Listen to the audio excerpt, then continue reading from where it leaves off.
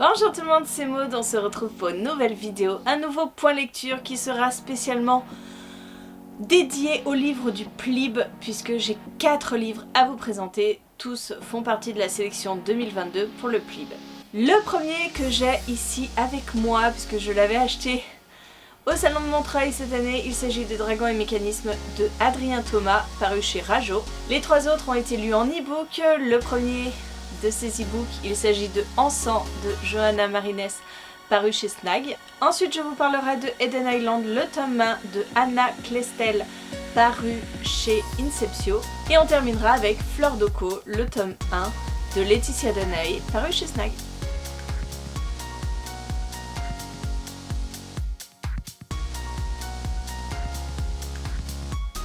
Je me sers de mon carnet de lecture.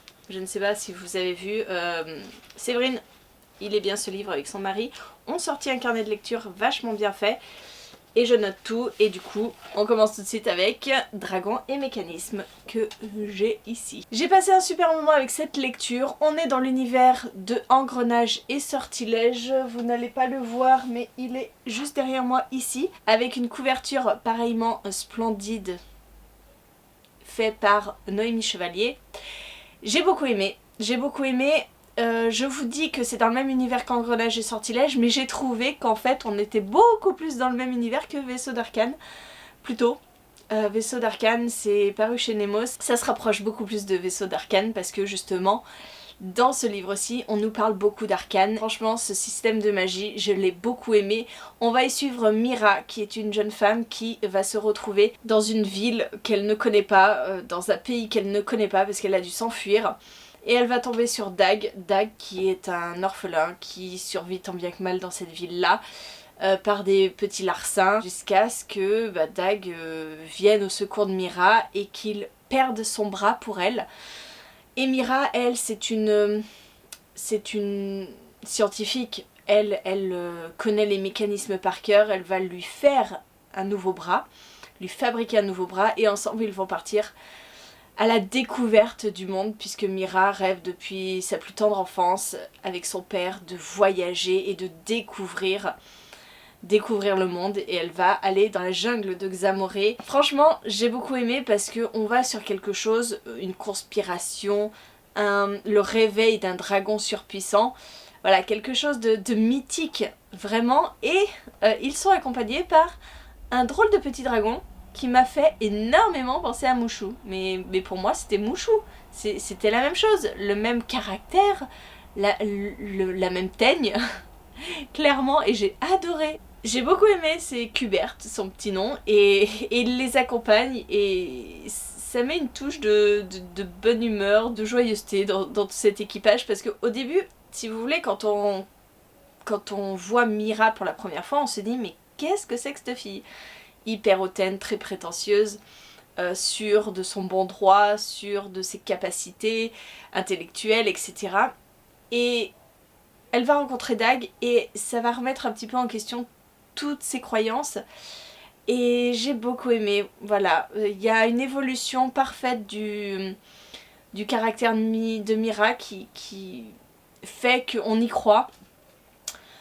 C'est plein de rebondissements, voilà, c'est plein d'actions. Il y a peut-être le final, le réveil du dragon mythique, légendaire, du gros méchant, et qui m'a fait l'effet d'un pétard mouillé. Donc c'est un petit peu dommage, parce que moi je m'attendais à quelque chose d'énorme, et voilà, je vous en dirai pas plus. Mais j'aime beaucoup l'univers qu'a créé Adrien Thomas, et maintenant j'attends de le lire dans Vaisseau d'Arcane, le tome 2, quand il sortira. Mais en tout cas, une excellente lecture pour le Plib. On continue avec Encens de Johanna Marines, que j'ai passé un bon moment. L'avantage de cette lecture, c'est que les chapitres sont hyper courts, donc ça rend la lecture très fluide. On a un côté steampunk alors qu'on est dans la Nouvelle-Orléans des années 1919. On a cet aspect steampunk qui caractérise un petit peu tous les romans de Johanna, que j'aime bien cette ambiance. On est avec le tueur à la hache. Moi personnellement j'ai déjà lu des romans qui parlaient de ce tueur à la hache, donc niveau originalité j'avais un peu l'impression de me retrouver dans un énième roman sur le tueur à la hache. Mais l'avantage, enfin la touche d'originalité, c'est que on va partir sur le tueur à la hache, mais pas seulement lui, puisque un autre va prendre le relais. Et on va enquêter pour découvrir qui est ce tueur à la hache, qu'est-ce qu'il veut, et tout cela sur fond de steampunk. J'ai passé un bon moment, ça ne restera pas une lecture très fraîche dans ma mémoire, parce que ça fait déjà un petit moment que je l'ai lu, je l'avais lu début de l'année. Voilà, du 1er au 3 janvier, je me le suis bouffé. Donc si vous voulez, là on est fin janvier et je commence déjà à voir s'estomper toute l'histoire. Je me rappelle quelques petites touches, je me rappelle de la résolution, qui était d'ailleurs hyper originale. Mais voilà, ça reste un roman que finalement je vais oublier assez vite. Ce qui n'empêche que, voilà, les souvenirs qui me restent étaient une lecture sympa, teintée de jazz, qui caractérise la Nouvelle-Orléans, teintée de tout ce qui fait cette ville-là, avec ses croyances un petit peu vaudou, etc. Là, je vous ai dit un petit peu qu'on était dans du steampunk parce qu'on a des automates qui cohabitent. Un univers plutôt original alors qu'on se base sur une histoire qui, elle, ne l'est pas, le tueur à la hache. Une résolution qui, franchement, moi je l'avais pas devinée et qui peut être assez surprenante. Mais bon, finalement, une lecture qui s'oublie assez vite, malheureusement. On continue avec Eden Island, on n'est plus du tout dans du steampunk, on n'est plus du tout dans de la fantasy, comme avec Dragon et Mécanisme. On part sur de la science-fiction, sur une dystopie, puisque nous sommes sur Eden Island, une île paradisiaque où vivent une petite communauté qui est régie par des règles qu'il ne faut pas enfreindre. Ils ont un code, il ne faut pas enfreindre les règles, sinon on perd des...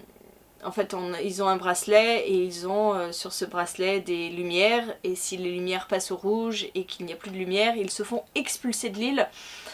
Et en fait, on va suivre un jeune homme qui va être recruté en dehors de l'île pour venir sur l'île, puisqu'ils ont toujours besoin d'un petit peu de sang frais, et lui c'est un spécialiste, c'est un champion dans sa catégorie, dans le sport qu'il pratique.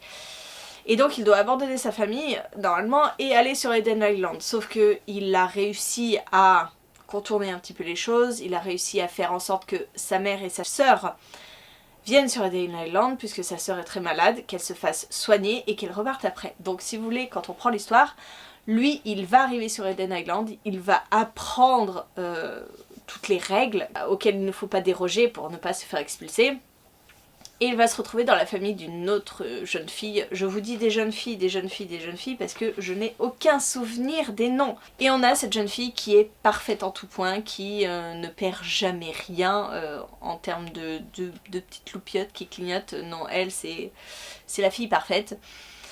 Et elle va tomber amoureuse du mauvais gars, et un gars qui n'est pas accessible pour elle, qui n'est pas de sa classe sociale. Et elle va perdre des loupiottes quand on va apprendre qu'elle est avec ce gars. Bref, voilà, deux personnes complètement différentes. Et on va apprendre pas mal de choses sur Eden Island. C'était sympa, mais alors, aucune originalité. J'avais l'impression d'être dans une dystopie de base, classique, mais de chez classique. Pour moi, ça ne révolutionne absolument pas le genre parce qu'on est toujours avec la fille parfaite qui va tomber de haut et qui va être démontée par le système.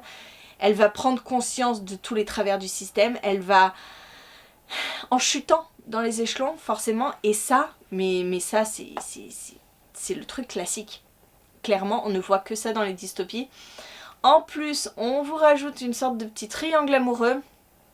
Je déteste les triangles amoureux et ça faisait très longtemps que je n'en avais pas lu et du coup, bah... je vous avoue que cette lecture, c'est addictif. C'est très addictif. Le roman en soi est addictif. On découvre des choses sur Eden Island qui font froid dans le dos. On a envie de continuer. Mais alors, clairement, on est dans de la dystopie pure et dure avec tous les codes de la dystopie. Et pour ça, je trouve ça dommage parce qu'on aurait pu s'en éloigner un petit peu et non, on tombe en plein dedans. Donc dommage. Je vous reprends une semaine après le tournage de la première vidéo puisque mon micro a foiré. Vous avez l'habitude maintenant. Mais on va continuer, je vais vous parler de Fleur de Caux de Laetitia Danaé. Et clairement, je crois que je vais arrêter les livres de Laetitia Danaé puisque j'ai lu la duologie Rosen et que j'avais été fortement déçue par le premier tome parce qu'on m'avait vendu une mythologie orientale avec des djinns, etc. Donc ça m'avait fait rêver et puis finalement on s'était retrouvé dans un roman de cour avec des prétendantes pour le trône, etc. Des manigances politiques, ce genre de choses. Et finalement, Fleur de Caux, eh bien c'est un peu la même chose puisque on me vend une mythologie africaine, une magie africaine, et on se retrouve dans un roman de cour.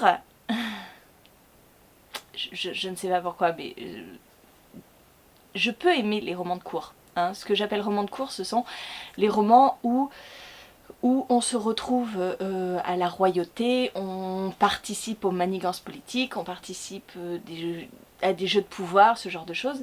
Et là, Fleur d'Oko, eh bien nous suivons Oko qui est une jeune fille qui veut absolument échapper à sa vie actuelle. Elle a été confiée à sa tante qui est une sorcière qui la maltraite, enfin qui lui fait vivre un enfer.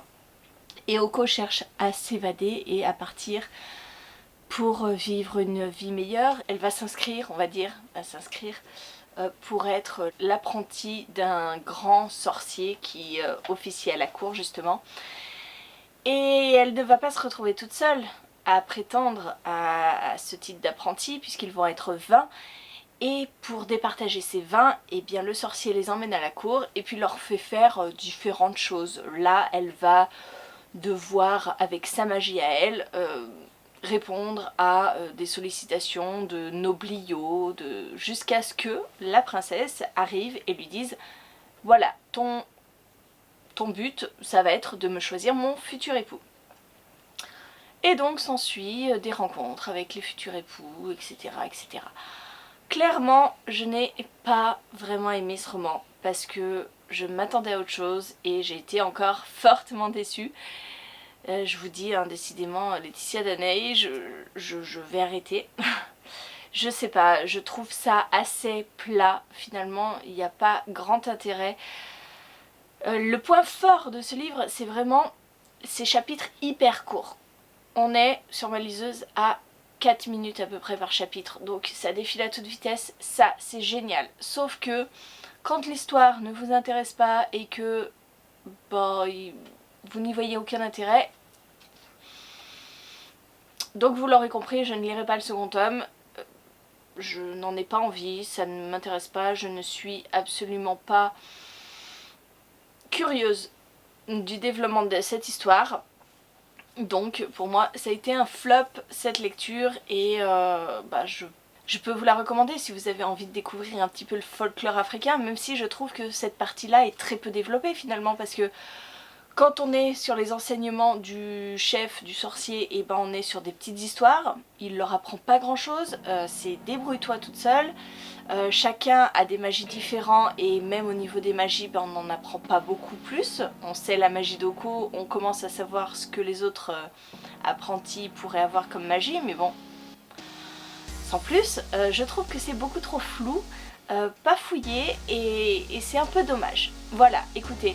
J'en ai terminé pour cette vidéo, merci de l'avoir regardé jusqu'au bout malgré les problèmes techniques. N'hésitez pas à me dire en commentaire si vous avez lu un de ces livres, ce que vous en avez pensé. Et moi en attendant, je vous fais de gros bisous, je vous souhaite une très bonne journée, de très bonnes lectures. Je vous dis à très bientôt pour une nouvelle vidéo.